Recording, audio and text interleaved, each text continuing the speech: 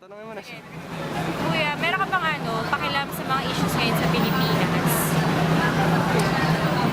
Wala akong kasing alam niya kaya hindi ko masasabi eh. Bakit? Bakit po wala po kayong alam?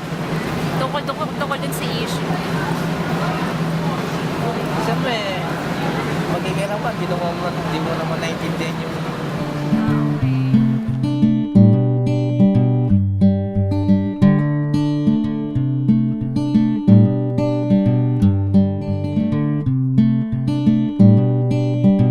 Anong pangalan ng rector natin? shit, animated. Hindi ko alala. Kaya lang.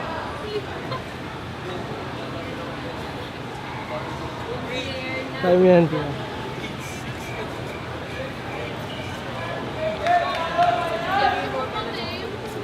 Nalimutan ko.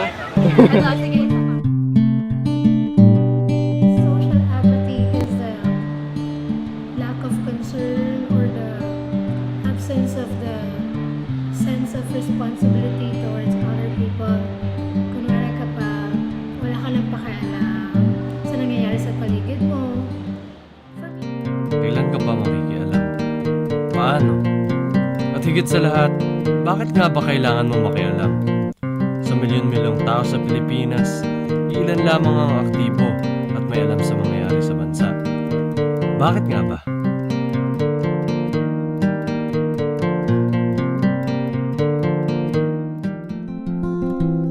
Kapansin-pansin na nababawasan na ang pagiging aktibo at kaalaman ng mga tao sa mga nangyayari sa bansa.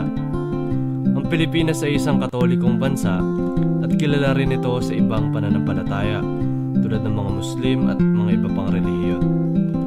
Ngunit bakit habang tumatagal parang nawawala ng pakialam ang mga kabataan sa pananampalatayang nakasanayan na ng mga matatanda? Paano kaya sila mahihikayat na magbalik loob? Sa karamihan, lalo-lalo na sa mga kabataan, sa panahon ngayon, yung mga technology, yung Facebook, yung cellphone, or kung ano-ano pa yung mga pinag-ibisihan nila, concern, sometimes mas ginugulo nila yung panahon nila doon. And kasi yun ang nagpapabigay siguro sa kanila ng enjoyment, ng entertainment. So, minsan sa simbahan, siguro yun din ang nagkukulang sa simbahan. Kaya mas pipiliin nila yung kung ano yung mas nakakabigay sa kanila ng kasiyahan sa kanilang buhay. Nagsimba ka ba every Sunday? Minsan lang. Hindi pa ako. Maraming kabataan yung mas pinipili na lang na tumambay sa labas, mimi. Busy po. Pagod po ako pag Sunday. This phenomenon is very common. It's everywhere, not only in the Philippines, also in China. May effect sa buhay mo pag hindi ka nagsisimba. Wala. Wala naman. At meron ngang mas malalim pa na dahilan kung bakit mas kailangan mag-serve pa rin sa simbahan. At ito yung relasyon sa Diyos. Siguro maging role model na lang ako sa kanila. Iyahin ko sila. Bumisita kahit saglit lang. Kasi hindi naman abutin ng isang oras yung pagbisita sa simbahan. Kahit minuto lang ng oras nila. Okay na sa akin.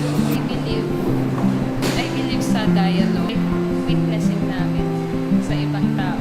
Maging friend kami sa mga kabataan and open kami sa kung ano yung may gusto makipag-usap sa amin.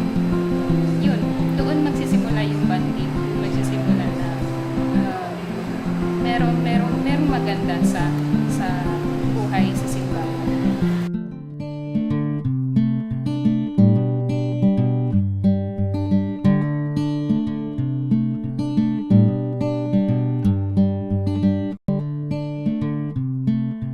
Kumbaga, parte ng buhay ng tao yung environment niya. So, once i-recognize natin na nabubuhay tayo, hindi tayo pwede makialam dun sa aspeto ng social aspect ng buhay natin. Kasi hindi naman tayo mag-isang nabubuhay sa mundo eh. Kasama natin yung government, yung ibang tao na nabubuhay dito sa bansa natin. So, once na hindi natin pinakailaman yung aspeto na yun, kumbaga, hindi na natin nare-recognize na may makakasama tayo sa mundo to. So, para sa akin, if we really want to live life to the fullest and to really explore and touch every aspect of it, kailangan i-touch natin kung kailan tayo dun sa relevant social issues na meron tayo. Ang mga batas ay gumagabay sa mga tao upang iwasan ang mga bagay na maaaring makasama, hindi lang para sa kanila, kundi rin para sa ibang komunidad. Pero paano kung wala silang wastong kaalaman ukol dito? Lalo na yung mga ordinaryong mamamayan. Sila Aling Nena, sila Mang Tasyo. Paano sila alam kung kulang sila sa impormasyon?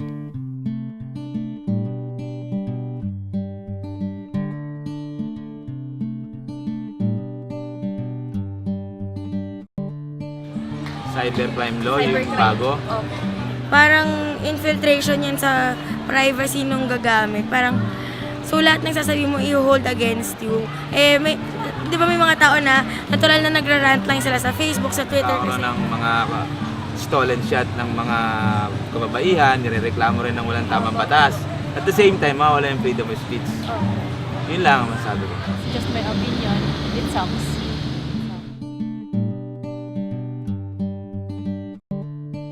Alam niyo po yung Comprehensive Agrarian Reform Program.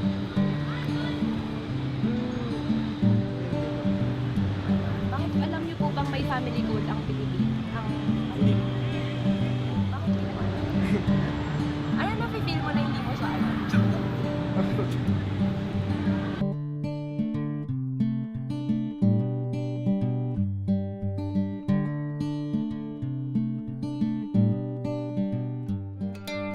Natatanging mayaman sa kultura ang Pilipinas hindi lamang dahil sa iba't ibang lahi na ating pinagmulan, kundi dahil sa mahabang kasaysayan ng pakikipag-ugnayan sa mamamayan ng ibang bansa.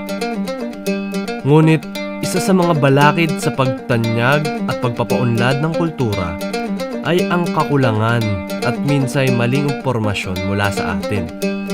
Gaano nga ba natin kaalam ang mga bagay na ito tungkol sa ating bansa at kultura? National sport?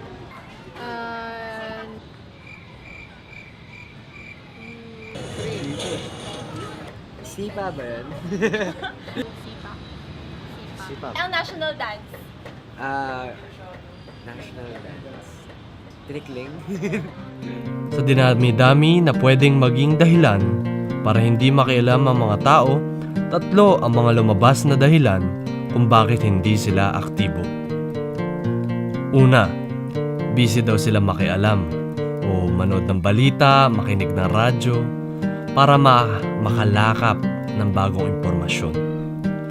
Pangalawa, hindi raw nila naiintindihan ang mga bagong batas at mga malalaking words na binibigay ng gobyerno tulad ng SALN, ng CHACHA, Cybercrime Law, RH Bill at kung ano-ano pa.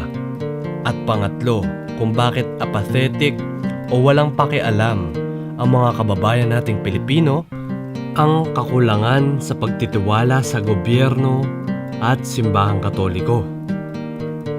Talagang hindi maiiwasan magkaroon ng mga mamamayang walang pakialam, pero sa tamang paggabay at panghihikayat, kanilang maisa sa puso na ang pagiging aktibo sa simbahan at pagkakaroon ng wastong kaalaman sa batas at kultura ay importanteng responsibilidad bilang Kristiyano at Pilipino.